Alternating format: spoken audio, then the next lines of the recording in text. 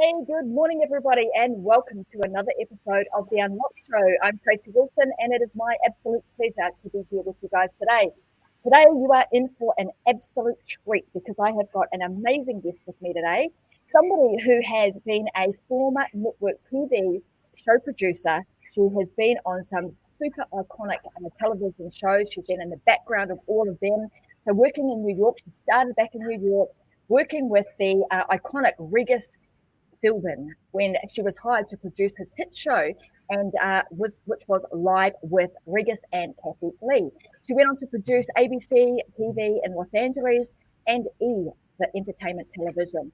Her interview assignments have taken her around the world, from like the likes of Kilauea volcano in Hawaii and the Arctic Circle in Finland to Hollywood red carpet events. So, oh my God, what an amazing background and story that I know that Marianne has that she's going to share with us. I'm going to be unlocking all of these insider secrets today on how you can actually get yourself onto some of these hit shows. How do you get yourself seen and actually booked to be a guest on some of the best shows but not just in America, but all over the world. There are certain secrets that you need to know that only an insider can share. Hence the reason that we've got somebody like Marianne with us today. So huge, big welcome to you, Marianne. I am so excited to have you here on the show and going to be sharing all of your insider secrets. Welcome. Thank you for having me today, Tracy. I'm so excited to be here. You are very welcome. I'm excited to have you here because this has been a topic that we've been speaking about. I did a series a few weeks ago called The Authentic Brand Effect, and it's all about actually creating your own show. So today is more about how do you get yourself, how do you create that influence and authority and brand awareness by being on somebody else's show. But not just, we're not just talking anybody's show, we're talking some of the big guns. So let's kind of get stuck into this. I'm going to let you tell us about your background and how you came to be, I suppose, doing what you're doing today. Well, I had a rather haphazard way of getting where I was as a talk show producer. I graduated from college and with my fabulous degree, went to New York City with $1,000 in my pocket, thinking, okay, I got my college degree. I'm going to get this fantastic job.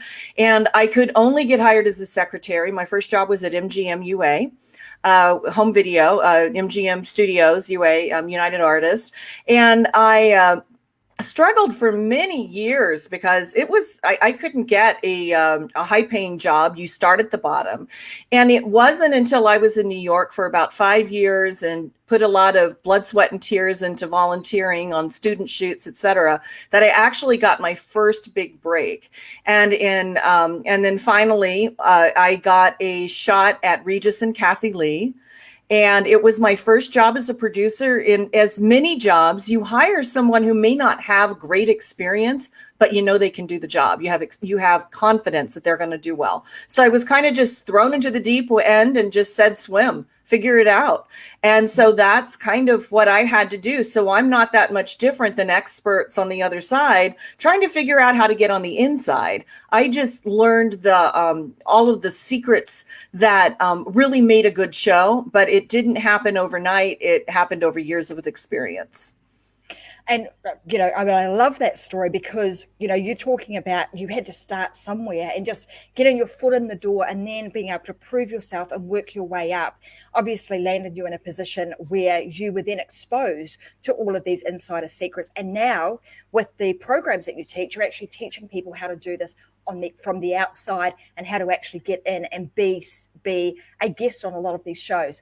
So firstly, I want to talk about, why do you think it's so... why would anyone want to do that? Why would somebody want to be on a show?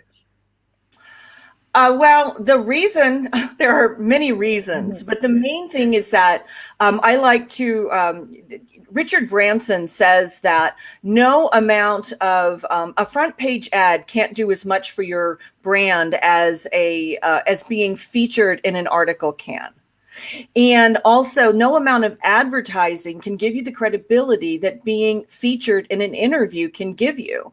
You can do brand awareness with advertising, but when you're featured and interviewed, you get credibility.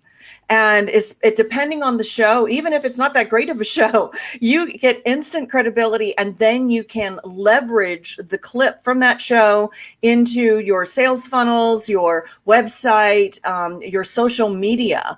And then people, it's not just people, anybody can be on social media, anybody can do a Facebook Live, but not anybody can be on TV. And that's why it's so special, even though TV is still, kind of going the way of social media in some ways has become more popular.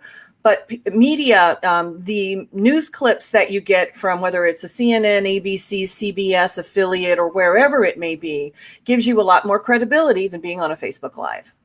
Absolutely. I couldn't agree with you more. So in terms of producers actually looking for people, why do producers need experts? Why do they need people to be on their shows? Well, the deep, dark secret of every producer's life, and just what we hate is trying to fill airtime and coming up with cool ideas on what the show is going to be about. And we absolutely rely on getting fantastic pitches from experts so that we have a great show, whether it's an author pitching us a book, whether it's a chef with a new recipe, or they have a new book or a new show, or somebody promoting something. That if you look at the history of talk shows, it's all about plug away. And they all rely on getting pitches from either experts, their publicists, or other entertainment companies, because I know a big part of what I did was promoting movies and TV shows, and then of course books, like I mentioned. And so that is the number one reason why they need experts. They have now we're in a 24/7 news cycle. There are daily shows. They have 5 hours of airtime to fill each week, and they need ideas. And so what would happen is I would go through, I would just scan magazines, I'd scan newspapers, because when I was doing talk shows, this was a wee bit before we had online access and could get that at our fingertips. And I would come up with ideas that either I was pitched from publicists. And so with that, I would use these ideas then to go into our pitch meeting, because we would have a pitch meeting once or twice a week regarding the next week's show. We'd have special meetings for sweeps weeks. There are 4 sweeps weeks in a television season that you have to be aware of. That's going to be harder to get your story on the air during sweeps, because that's when we're going to be booking wall-to-wall celebrities. Those sweeps times in America are the November sweeps, the winter sweeps, which are February, and then the May sweeps. Those are huge. And why are they huge? Because the ad dollars that TV shows get are based on the ratings that they get during those sweeps times when Nielsen is measuring the audience. And so that's why you're going to find the best programming during that time. That's when you're going to find series finales or season finales in May, because that's when you're going to get the highest ratings, because that's how they're going to be basing the what they're charging ad revenue for the next season. Those are great. That just in itself is a great tip, and saving people a lot of time if they're pitching at those periods and wondering, why the heck am I can't even get my foot in the door. One of the things that I want to cover, because I know that this is something that a lot of people struggle with, and it's that word expert. So, we just spoke about producers need experts for their shows. Let's quantify what an expert is, because particularly in the entrepreneurial space, in my opinion, there are a lot of experts out there, but they're just not known, but they don't necessarily see themselves as an expert. So at what point would a producer or a show host see them as an expert, and when would somebody be ready to be on a show? Well, expert is an interesting word indeed. And I get that I have seen experts being booked on TV. There's somebody I just saw recently booked on TV, and he's a great guy. I would never have booked him as an expert, but he is doing gangbusters, because he sent out 500 emails on a topic that I felt was soft, not something that I felt could cut through the clutter. And yet, with no contacts, he's been able to cut through the clutter and get booked. I can tell you I would never have booked him as an expert. So but he goes to show you, and I don't want to give too many details because there's, it's a small world in the verse, and I'm excited for his success. However, if he can do it, you can do it. Well, there you go, guys.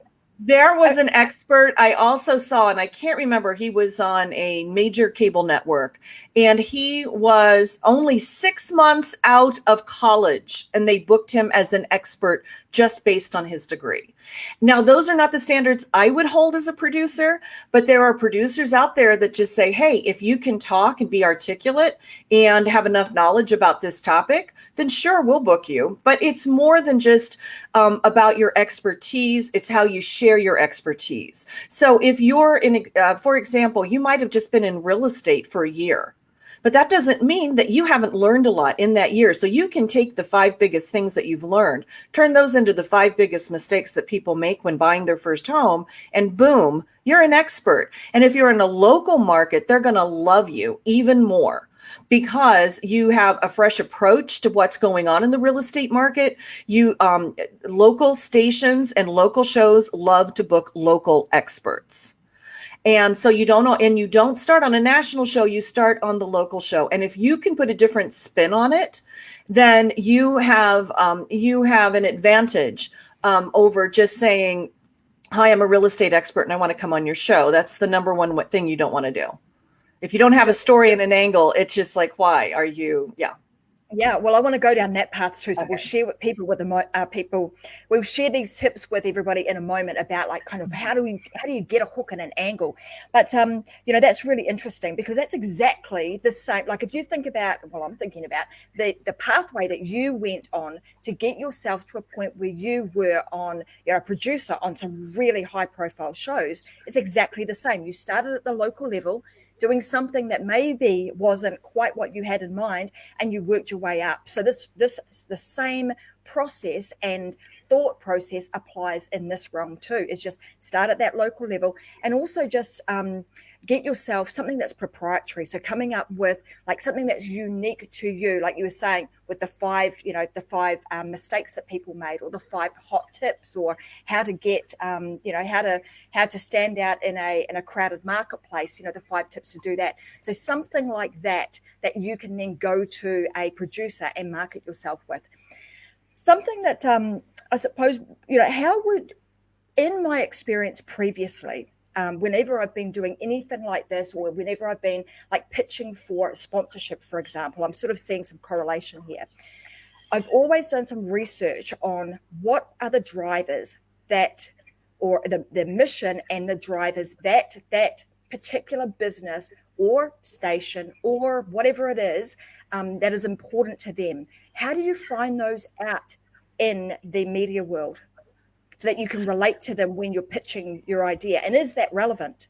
It's extremely relevant because it's one of the number one mistake people make when they're pitching a show. They don't know the show. And I would get that a lot when I was at Regis and other shows, where someone would pitch me something that was really for a tabloid show. And I go, do you watch our show? And oftentimes, most of the times they didn't. Oh no, we don't have time because we're working for a living. Well, now since you have the world at your fingertips, there's no excuse for an answer like that. I have a resource in my Seen on TV system called The Ultimate Guide to TV Talk Shows. And it is the national shows. And what I have in there are links to all of the shows so that you can go to whatever website that show is on. And I have the national version of it, but if you know your local shows, look at your local shows online, see what kind of segments that they're booking. And if they're not, some might be booking something that's very different than what you do. So don't waste your time, don't waste theirs. But if you see that there's a local show and you feel like there's something that there might be a good field piece for them to come visit you in an event locally, or you know that they do cooking segments, and so you're a local chef and you know that you can share your hottest recipe at your restaurant with them, you've got to share something that the viewers are going to want, because the number one thing, it's not about you, it is about their viewer. And it's there's something that I use. This isn't the number one mistake. John F. Kennedy said, "Ask not what your country can do for you, but what you can do for your country." And I think that is an important quote, because I say, Ask not what a talk show can do for you, but what you can do for that talk show. And what you can do, and I'm kind of going to segue, and I know you're going to ask me about this. The most important thing you can do for them is give them a story, a media hook that says details at 11. One of my favorite is a joke that they did on local TV in LA for a while. And it's like something in your refrigerator could kill you. Details at 11. And you want to hook them in so that they can tease your segment and that it's what I call tease worthy. And if your segment that you're pitching them is tease worthy, you have a 95% shot of being booked on a show. And you have the expert credentials to back it up. Fantastic. I love that. Tease worthy. So let's, in terms of helping people to come up with their hook and then how to turn that into something that is tease worthy, have you got any tips? I'm sure you do. Got tips on how they would do that? Is there a formula or I'm process driven, formula driven. Is there a formula or a way in which that we can give them that will help them to do this really easily? Because a lot of people struggle with that. Absolutely. It's not necessarily a formula, but I can give you some ideas about how to find these kind of hooks and how to turn it into a hook for you. Mainly, you want, I have 13 irresistible story angles or media hooks that get booked on TV. I can go over 5 right now that are real important. First is the problem. Yeah, first is the problem solution. And the problem solution is kind of, you never want to start with the solution, or you're just kind of like, you might as well put a pin in a balloon. You've taken all of the excitement or the mystery out of what you're offering if you just say, new product does this. Yeah. Or new company solves this problem. No, you want to talk about the problem first. One of them, let's say, I'm making up the statistic, but it's pretty close. 46 million Americans suffer from this disease, and half of them don't know they have it. Okay, so that is a problem. And so the solution is to identify what that is, and it's diabetes. Okay, diabetes, and I know the statistics are off, but I can tell you that there's a number and that only half of people are diagnosed with it. So many people are living with this silent disease. And so what you do is you take the problem and then you offer the solution. I'm going to say type 2 diabetes is like what that might be, because type 2 diabetes is something that can be solved without drugs. Type 2 diabetes is something that you may be a doctor or a wellness expert, and you have a program where you're maybe say every one of your clients or 95% of your clients come in and they follow your program, and if they were on a medication for their type 2 diabetes, they're off of it in basically 30 to 90 days. That's a solution. So your segment then is going to be saying what your program is, because they're ultimately going to have to come to you anyway. And you're going to build credibility. And if someone's suffering from type 2 diabetes, they're going to say, I want to hire them, or I want to go to their website and find out more. I want to get their online program.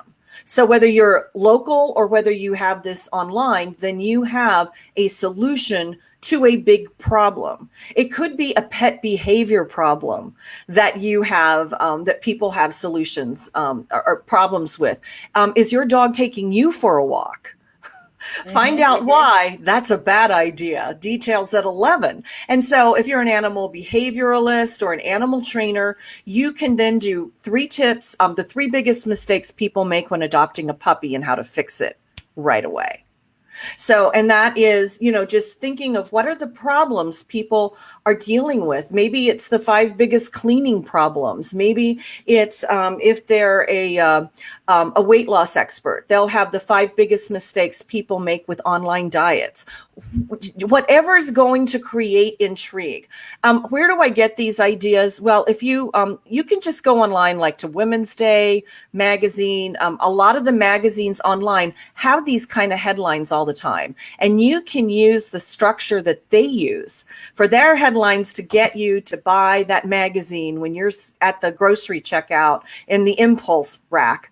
And those are the kinds of those are the kinds of media hooks and story angles that get people to buy, because if they get you to buy that magazine at the grocery store checkout, they'll get viewers hooked on your segment. That is just one of the problem solutions. So the next one is a ripped from the headlines. And ripped from the headlines is very popular right now because, there's a little story that's kind of like that's been going on since, I don't know, 1st of March-ish. And it's the COVID. It's the 24/7 news cycle on COVID. So if your story has any way of fitting in with the COVID angle, and right now it's so easy to do that, because if you're working at home, tired of working at home or been laid off from your job, here are 5 new ways that you can make money from home. You do have to kind of be careful with that angle, or meaning that you don't want to sound real, schmaltzy. I know Facebook ads have problems with work at home, so you have to be careful about how you phrase it. And then there is whether it's doctors haven't been able to see your dentist because of COVID. Here's 3 easy tips you need to know now before, if you can't see your dentist for, how long. So you take these, whatever your expertise is, you can find a COVID angle, and it is literally ripped from the headlines. Now, you could be an insurance adjuster, you could sell insurance. And if there was a natural disaster, say a hurricane, and there's 95 million or multi-million dollar losses, then you can say what you need to know before the next hurricane, before the next natural disaster, and 5 tips for buying the best insurance policy. There are so many ways that you can twist and turn those angles, and those are the rip from the headlines are a really good angle. Then we also have our how-to segments, and those are great for DIYers. The how-to or demo segments, those were some of my favorite to produce. I actually had a segment with Don Henley of the Eagles. He is a real environmentalist, and I was pitched a planting a tree with Don Henley segment. Of course we said yes. You said, hang on a minute, I'll see if I can find a spot for you. Yeah, of course we said yes to Don Henley planting a tree. And so that was, okay, but it made sense because he was a celebrity who was an environmentalist. He wasn't a celebrity with no connection to planting a tree. So that is something that makes sense. Now, another how-to segments can just be, again, like a local chef with the recipe. You could be a local spa, massage therapy, something, or a local beauty spa, and you can come in with 3 tips for, we don't get enough me time these days. Here are 3 tips ladies need because moms need to pamper themselves too. Something along, that line where it's a how-to segment and you show how to. It could be an exercise segment if you're a fitness expert. Just think of ways to make something kinetic. You can be a medical doctor. Dr. Oz was awesome with how he made how-to segments into telling people, or I should say sharing with people the inside of the body so that you understood what was going on and why you shouldn't smoke, for example. Why smoking's a bad idea for your lungs, because he'd show the lungs to you. So, and these pictures are worth 1,000 words. I've also done just fun things, 5 activities for the kids at home. Yeah, again, you could marry that with COVID. You can mix and match some of these media hooks. And I used to produce for a gal named Carol Duvall, and she did a lot of craft segments. And we showed how to make these huge bubbles.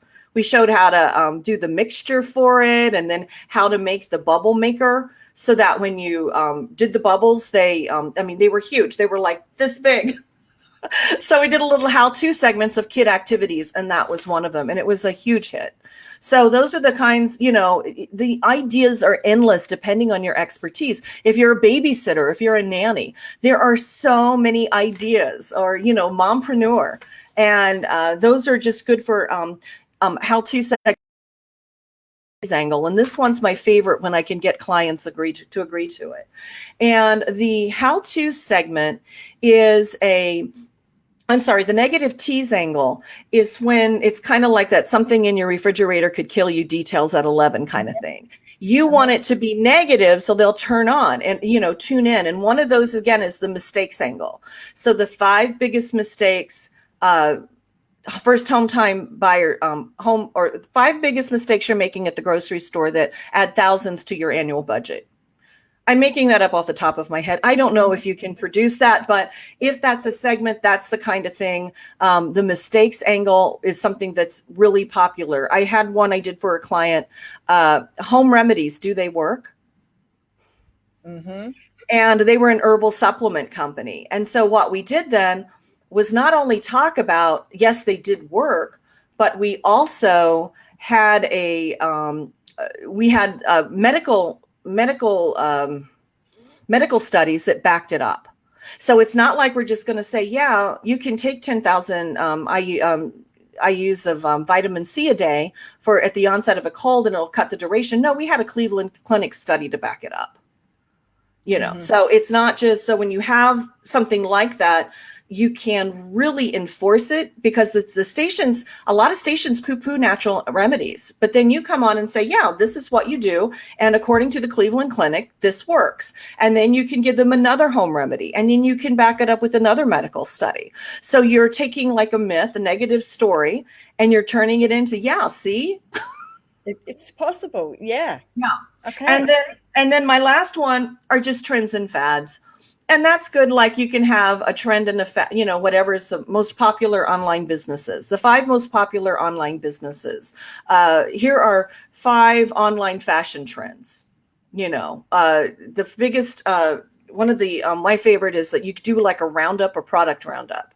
So they could be the hottest gifts for dad for Father's Day. It can be the 5 hottest tech gifts during the holidays.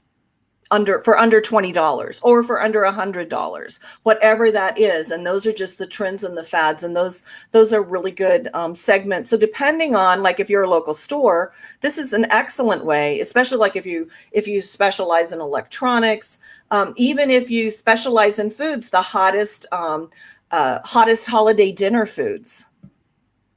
If you have a grocery store, or whatever your, even if you're like a local, I'm trying to think, Pottery Barn kind of thing. You can take that kind of thing and then showcase your cool cookware with the dishes. And you can say, in all of these lovely cookware is available at Pottery Barn. And I'm just using them as an example because they're easy off the top of my head. Or like these just come to you so easily. You just rattle them off. Obviously, you've been doing this a very long time. So I'm just going to wrap those up for everybody. So these 5 things, if I have got them all correctly, number 1 is the problem. So like really exacerbating what is the problem. And it doesn't matter what it is, whether it's in, creating a business, or, as you say, we're wanting to get onto a talk show. Most people don't spend enough time exacerbating the problem, like really understanding what the problem is. So I would say spend a lot of time there. The next is rip from the headlines. So go and have a look at what are the headlines saying and utilize those. I've also seen that used as like, we used to call it news jacking. So finding a hot topic that's, something that's hot now, and then, jumping on the back of that. The next is the how-to segment. So, being able to share your expertise and your knowledge in a how-to way is a great way of also being able to get on the shows. And then the negative teas with the myths, etc., and then jumping on the back of trends and fads. So those are 5 amazing ideas that I'm sure are going to have all of our viewers' minds really, really ticking. And you guys should have some pens and paper out and be noting those down. What I'll do after the show is I'll put this into a document for you, so you've actually got a worksheet if Marianne doesn't already have one. I'm getting a little bit echo here today, but we'll see how we go. The next question I've got for you, which has actually come from a viewer, they're saying, how much does your personality actually play if you get it? How much does your personality play? Mm-hmm. Well, that's a sticky wicket. You can, most people that, the only person I ever knew that was exactly like they were on TV in real life was Regis Philbin. Regis had, and what was interesting, because Regis plays well on TV, but when you see that in real life, it's loud. It's hard. But he has the same energy on TV that he does offhand. If I were to talk like this in my real life, oh my gosh, I don't know. So, but most people they have their TV personality. They have their TV voice. It's like, I have more of my interview voice because I'm going to put more energy behind talking to you now. So you can be someone who's rather a quiet individual normally. You don't want to go on the show. It's like one of my best examples of someone who just refused to put on a TV voice is Ben Carson. Brilliant neurosurgeon, brilliant man. But Ben Carson, he is, I think he's Secretary of Housing now for the U.S. But Ben has a really, really low-key demeanor. And you can see how if we were to talk in a more low-key way, this would be a pretty boring interview, even if I am a neurosurgeon and I separated Siamese twins. You know, to me, that's very boring. But if he had talked more about what he was doing with more energy, that's what it's about. So you don't have to be the biggest extrovert in the world. You just have to put on a TV voice. And it's not, once you start rehearsing and like doing role playing, you'll find that it's really natural. I know a lot of people who are, professionally on TV as spokespeople, not as anchors or hosts or anything like that, but the people who are experts. I've hired experts for years. And it's really about the energy that you put forth when you're on camera. And that same energy when we're in rehearsal or we're just talking, we're not gonna have that kind of energy. Most people don't. It's rare. So you don't have to be Regis Philbin off camera. God rest his soul. It was a sad loss for us this year. Yeah, that's sorry for that loss. I'm getting some echo, so I'm just going to test my audio here. For some reason, I'm getting a big echo. That seems to have fixed it. And I'm feeling a little bit like Albert Brooks in broadcast news with my. Check this. This is normally okay, but I'm just going to test and just change my audio. And hang on a minute. There we go. Hold on. We should be good now. Is that better? Can you hear me? Yeah. Yeah, I can hear you good. It's my end. There's something, I've got some sort of strange echo going on, which is odd. I hate when that happens. We should hire guys for that. I know. It's like everything always goes smoothly, and then boom, that's the world of live broadcasting, right? Stuff happens. Yeah, just roll with the punches, as I say. So I want to go now to what sort of materials does somebody need to have organized? What things do they need to have organized to be able to present themselves to a producer? Do they need to have a media sheet, media kits, an online presence? What should they have organized so that they are ready to go? Well, every producer is going to want to see video on you. For the most part, they're going to see, even if the local producers, the local producer will want to see some sort of video on you. So if you want to just even create what the segment would be as a YouTube segment and then put it up on YouTube so that you can show the producer, but shoot it as though it is for a live TV show. Don't make sure it's the best it can be, is what I'm saying. You want to put the segment together beforehand. That's really helpful. It's not necessary, but it can be really helpful when you want to have a short bio together. If you're a doctor, you want to make sure that your credentials are there. I never booked a doctor without getting a copy of their CV.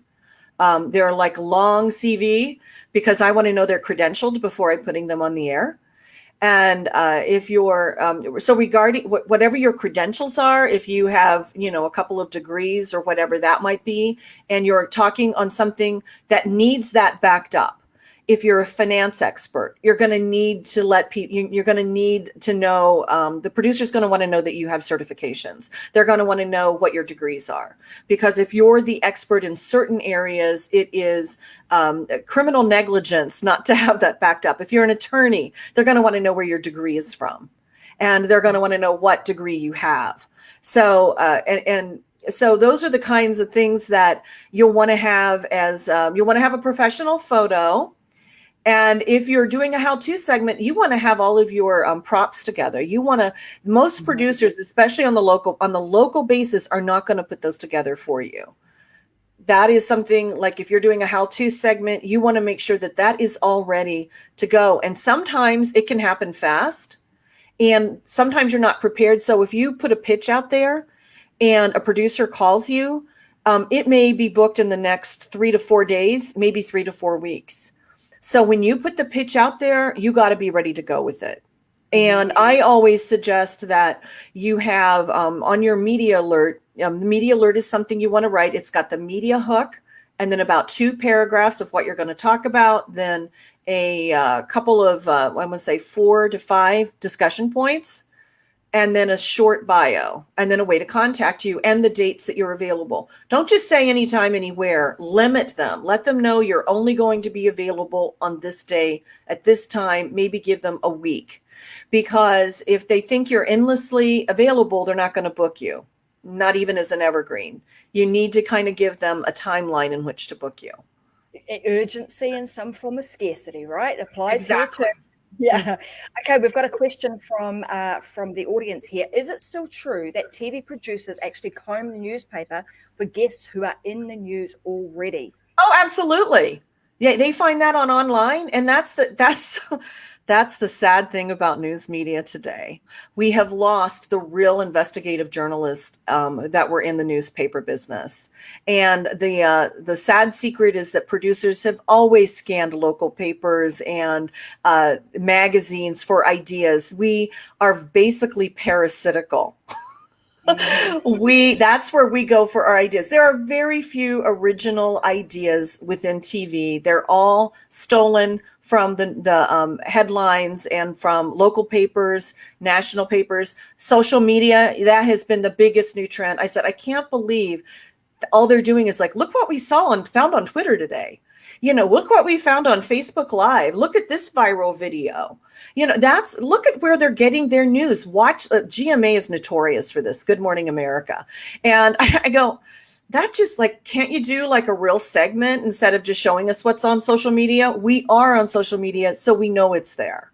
It's amazing to me that there are very few investigative reporters now and then real reporters, but that's where they're getting their ideas. And don't think that they're also scanning online local as well.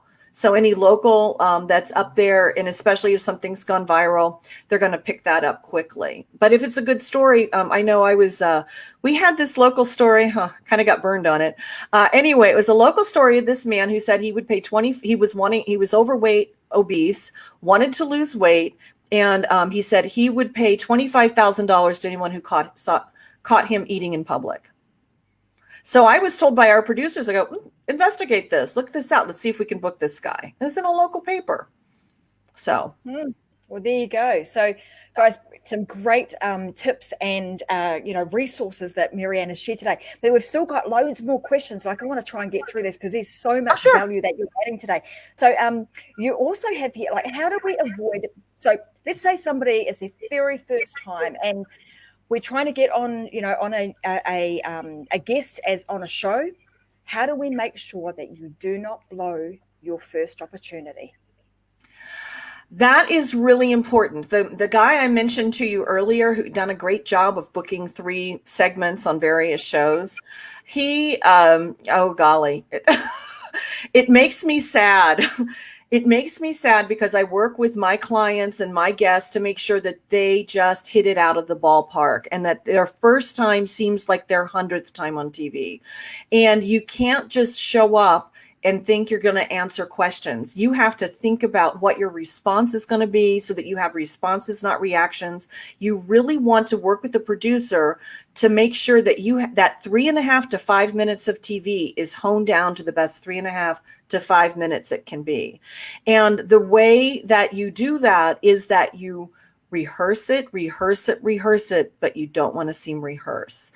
So that when the questions are answered, it's a response. You know exactly what you're going to say and here's the key, do not memorize. Memorizing will absolutely make you a bundle of nerves. You want to think about everything in bullet points. If you're a speaker, you understand this. You put up bullet points for a PowerPoint presentation, you see the bullet point and you start speaking on it. You don't have something memorized word for word. You use a similar format for TV, and you don't want to be, when you're going on there, you don't want it to seem like your first time is your last time. Was your Your first time should seem like your 100th time. And the way you do that is to rehearse. One of the a talent that I work with a lot is Emily Kaufman, the travel mom. And this is her process. So it's a process, whether you have been on TV 100 times, you still need to rehearse what you're going to say for that segment. Because even if you've been on TV 100 times before, and Emily has made thousands of appearances, she still rehearses every single interview so that she knows what she's going to say from the time they answer the first question to what's going to be her last statement. Yes, absolutely. Yeah. So that you're not fumbling and you're not getting stuck. And one way to do that's also media coaching, because that's where I work with my clients, because there are things that you've probably even seen me do in this interview that when you're on TV, you just don't want to do. And like if you're doing a satellite interview or a Skype interview right now that are very popular, one of the things that people tend to do when they haven't thought about what they're going to say is they're not establishing really good eye contact with the camera. And if they're thinking about something, they'll look up this way. And that is not a good look if you're doing a satellite or a Skype interview. Good point. Okay, we've got some more questions coming through here thick and fast. But when you're on, people are asking you a question. So you are being interviewed, a question is being thrown at you. How long should your response be? Are you got a really 3-minute segment there? My method, my formula is that those 3 to 5 discussion points that you send the producer are what are going to turn into your Q&A. And so that way, you know exactly what the questions are going to be. And so you work on what those answers are going to be, and you have a flow of how you know you're going to answer those questions. For example, I have a travel blog, and I'm a travel producer. I was produced in over 30 countries on 3 different continents for a television show. And so I did interviews on travel scams. And my first answer for every interview, no matter what it was, it's like, everybody wants a great travel deal, and I'm certainly no exception. So I knew exactly what my first statement was going to be, even if they asked me a different question to begin with, because I could flow back into the flow of what I knew was the information had to be. And then I always knew my last one was my call to action. I've talked about a lot of things here. You can find out all of this information on my travel blog, and I'd give the address. What do you do? And I'm just going back. I remember years ago, I had some media training when I was in my corporate life, and they talked about the slippery slope of media. So when you're being interviewed and you get on, I don't know if the terminology is the same, but this was in New Zealand at the time. They were talking about when you're interviewed, if you are asked a really tricky question, and maybe it's going to take you down a path that gets you on a really slippery slope, that maybe takes you into some territory that you don't want to be in. How do you get yourself back out of that? What should you do to kind of help bringing it back to the subject at hand? Well, crisis communications is not my specialty. And what I can say, it's different when you're on a talk show that has a live format where they cannot edit your sound bites. I have a couple of friends that have had very bad experiences, and I see this a lot in our media right now, and it infuriates me. I would never, ever, ever, as a field producer, do an interview and take a sound bite and put it out of context, or cut it off short, or make the person look bad intentionally, knowing that I misrepresented what they were saying. So I may not be the best person to ask this, but if you do get asked a question, the one thing I know you don't want to do is say, I'm not here to talk about that. Let's talk about this.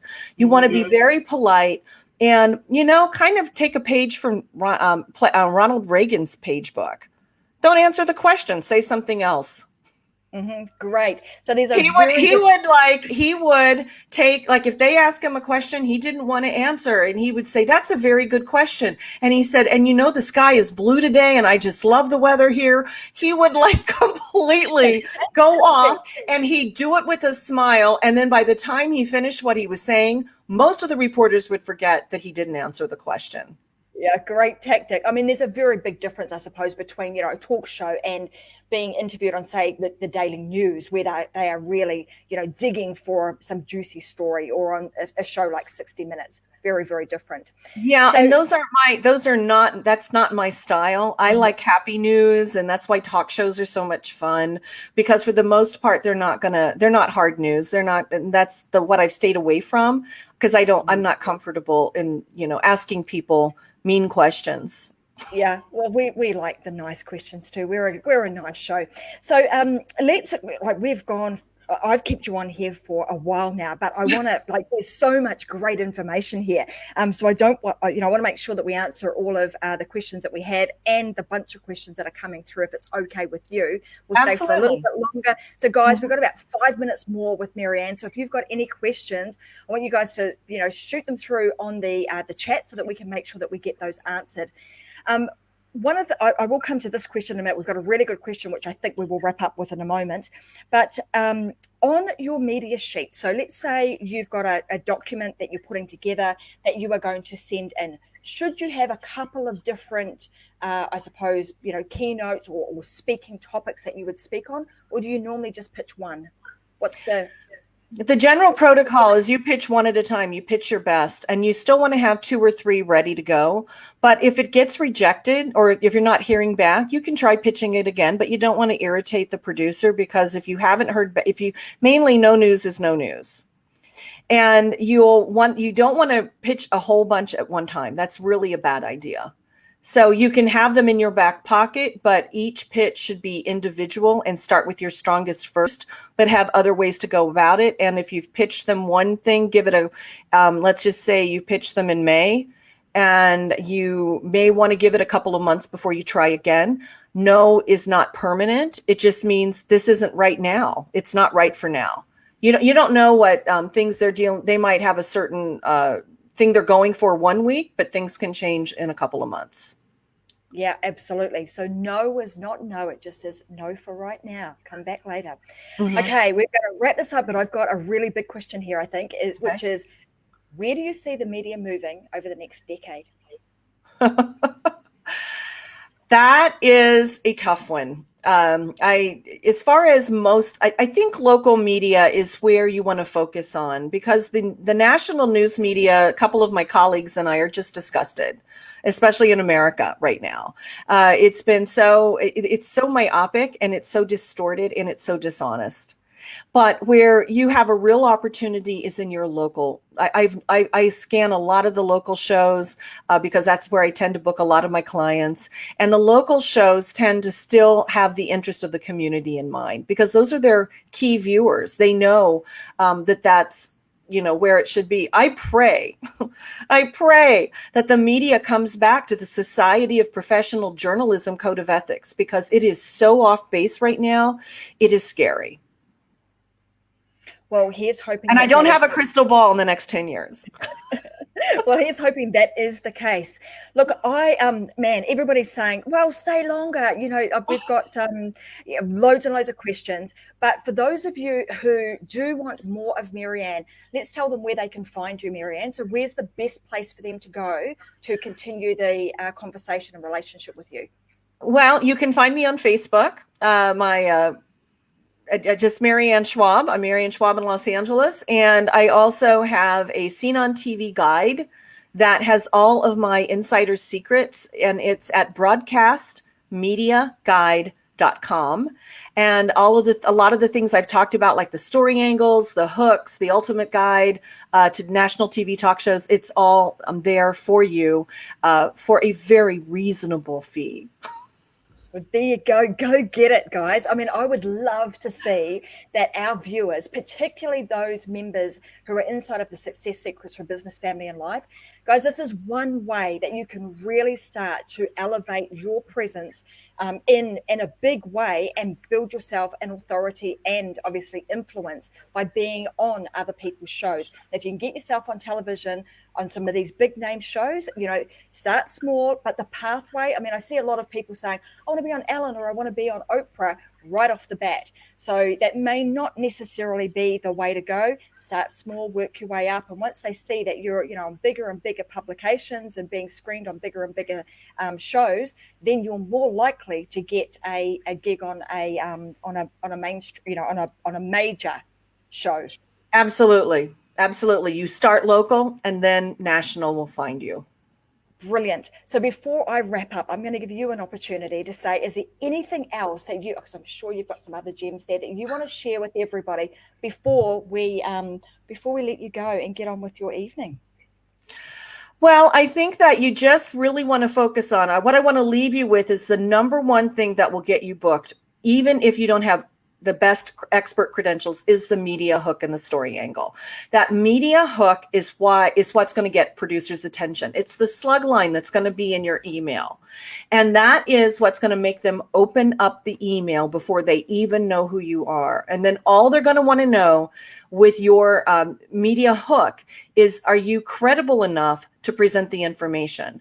And whether you have a blog, whether you have a degree, whether you have 6 months of experience, but you have an incredible story, like I went from broke to 6 figures in 6 months, then you have something that you can present to them. You can be a college dropout, how a college dropout went from 0 to 10 figures in, 8 figures. Is that right? Right. From 0 to $8 million in 3 years. That was one of my clients earlier this year. So it's like whatever your story is and your media hook, that's what they book. Brilliant. Well, I want to say thank you so much for being on the Unlock Show today. Your expertise in this area you've got a wealth of knowledge, and you've just really, unlocked all of those secrets, and you've shared an immense amount of value with everybody. And I want to thank you very much for doing that. We appreciate it, because I know a lot of our viewers are very much in the space of wanting to get themselves seen and building their influence and their authority. And now they've got a way to be able to go and connect with you and get some more information on how to do that. So thank you very much for joining us. And I hope that we might even have you back again, sometime next year. And there may even be some of our viewers that decide that they want to work with you, and we can follow some of their journeys. Thank you so much, Tracy. I am just thrilled that you asked me to be on your show. I'm glad that you came. Hey guys, thanks so much for joining us on the Unlock Show today. I know that was like a super value-packed show. I know that you're probably going to need to go back and just re-watch it again, but we will have this available inside of the Success Secrets for Business, Family and Life group. Marianne has also dropped some links in here that you're able to go and grab some of the freebies and some of the material that she's got available that will help you with gaining yourself some exposure on some of these major shows. And I'm going to be back again this Friday. Please do not forget, last Friday, I had a task and an activity for you to do. We were talking about how do you uncover and how do you, move forward if you're finding that you're getting resistance regularly. So we did a activity around your values. Please make sure that you get inside of the Success Secrets for Business, Family and Life group. Download that document. You must do the exercise to ensure that Friday's session with me is going to be of value to you. It's going to be a little bit different. We're going to be playing a bit of a game, and you must have your, let's call it homework for want of a better word, have your little activity and your task done so that you're ready to go on Friday. So please make sure that you do that. If you do not have it, make sure that you jump into the Success Secrets for Business, Family and Life group, tag me, and I will make sure that you that particular worksheet is available for you so you get immense value on Friday. But for now, guys, I'm going to say goodbye, and I will see you again, same time, same awesome channel on the Metadome channel, and we'll have another amazing show on Friday. See you then. Bye-bye.